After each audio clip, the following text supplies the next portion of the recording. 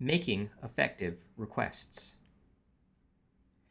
How you tell your child to do something will have a very important effect on whether the child actually does it.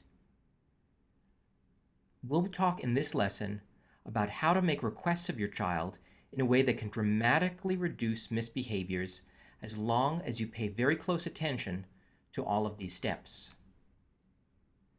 We begin with where we left off earlier about thinking about problems, whether they're top drawer, middle drawer, or bottom drawer. Remember when we talked about those bottom drawer problems? Those were the ones that didn't really matter. But for the top drawer and middle drawer problems, they matter. So the first step in making an effective request is to decide that you mean it, meaning the problem has to be worthwhile so that you'll be intervening on it. The second step is to use a serious voice. What does a serious voice sound like? It has three characteristics: slow, low, and loud, meaning speak slower, drop your voice down an octave, and speak a bit louder than you would. For example, I need you to put your fork and knife down.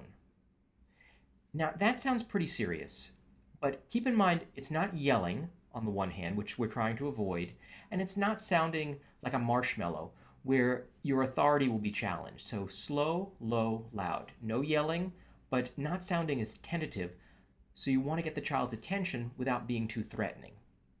Now the third characteristic is you want to be close by and have eye contact with your child.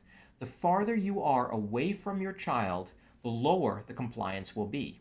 Now, there are reasons why parents are not close by all the time when they're telling their children to do things. For example, they might be cooking, they might be working with one of their other children, they might be doing something on their own. So they'll speak loudly from maybe another room in the home. The problem is, if it's something that your child doesn't do all that often and is not especially motivated to do, the compliance is going to go down because the child, in all likelihood, thinks you're not keeping tabs over the situation. So say close by, meaning within a couple feet of the child. You don't have to be right on top of the child, but be in a clear sight line. The fourth thing is you're presenting your request as a statement rather than a question. Now, sometimes people are surprised by this one because they think, why would I use a question in this circumstance? But in fact, that's how adults ask things of one another. So if I want your pen, for example, I would more than likely say, could I borrow your pen, or could I have your pen, please? Notice both of them are questions. In these situations, you're trying to increase your authority.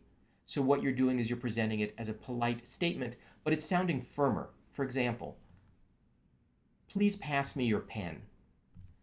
It sounds a little rude, perhaps, if we're saying it to another adult, but these are situations with your child where you realize the compliance rate is relatively low, so we're trying to sound serious up front so that it avoids an argument in the back end.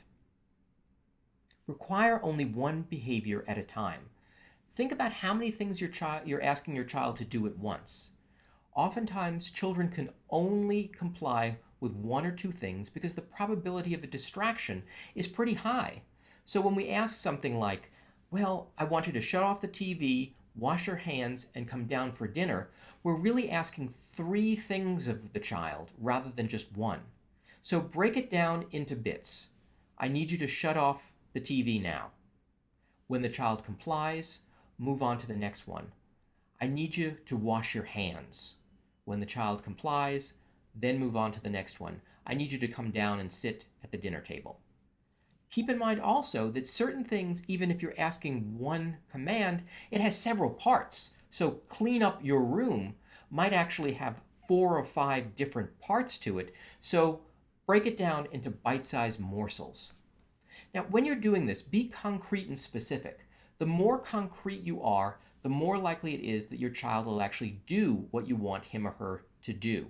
So something like, be nice to your brother, or play quietly, might not be as descriptive as it has to be. So what exactly does play nice mean? What does exactly be polite mean? For situations where your child doesn't regularly do the given behavior, you have to be more concrete and specific. Another way of being concrete and specific is using start commands rather than stop commands. It's easy to tell a child to stop doing some bad behavior, but it takes a little bit more thought to figure out what the substitute appropriate behavior is. Many people have had the situation where they tell one child, stop hitting your brother, and what happens is the child starts to kick the brother.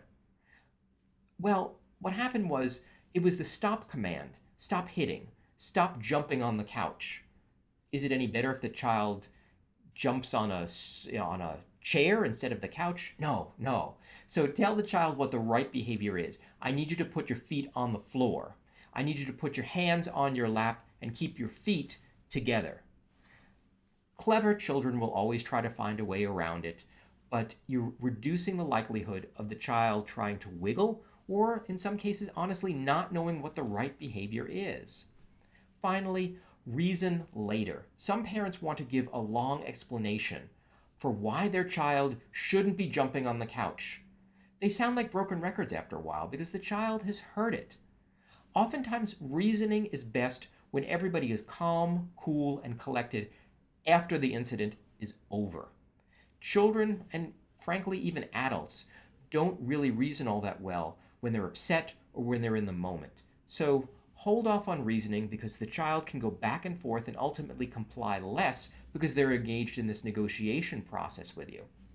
State the command, stay focused, and follow the different steps that we talked about. And if you're doing all of these, which require practice, expect the non-compliance rate to go down. Thanks for watching.